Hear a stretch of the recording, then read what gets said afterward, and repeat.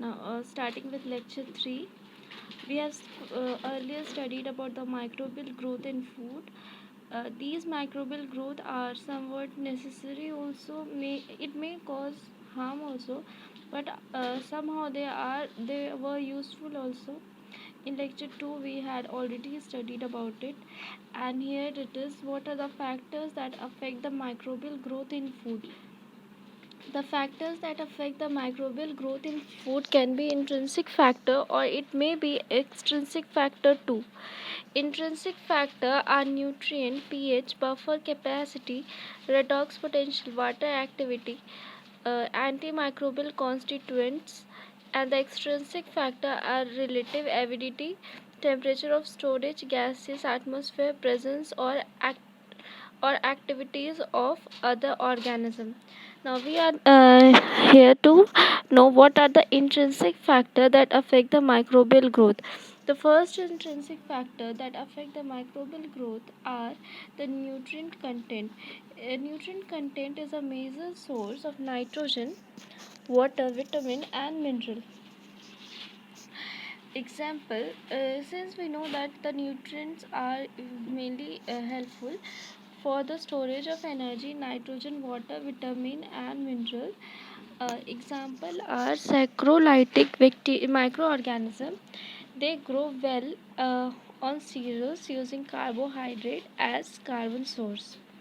Now the second one is the proteolytic bacteria. They grow best on fish and meat. These are the factors that causes the growth and survival of microorganisms. And food with low water content are protected against microbial invasion. Means the food which is having low water content, microbial invasion do not occur in those food. So the second factor is now we are moving to the second factor, that is pH and the buffer capacity. The pH and buffer capacity, how it affect the microbial growth in fish. The pH can be generally bacteria. uh, the pH is 6.6 to 8. These affect the growth of bacteria. Means bacteria generally grow fast at pH 6 to 8. The bacteria then produce acid, that is lactobacillus and acetic acid bacteria with pH 5 and 6. Yeast to grow best pH is 4.5 to 6, and the fungi is 3.5 to 4. Means fungi grow best when the pH will be 3.5 to 4, that is mainly acidic. In low pH food, spoilage mainly by yeast and fungi, then bacteria.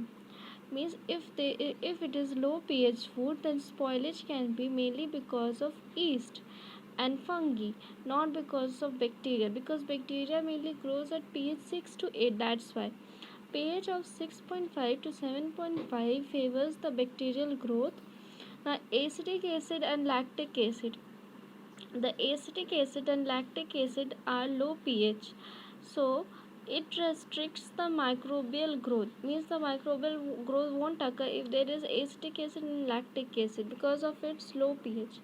Now what is buffer capacity? The buffer capacity is the ability to withstand the pH change. If the pH changes, then if there is a buffer, something buffer like, then it will stabilize the pH change.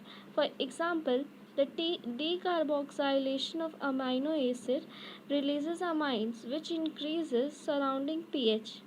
Deamination of amino acid releases organic acid, which decreases surrounding pH.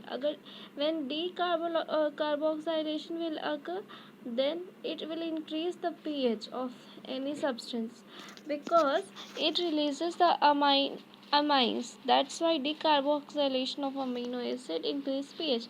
And if deamination occurs, then it releases organic acid on deamination, so it will decrease the pH.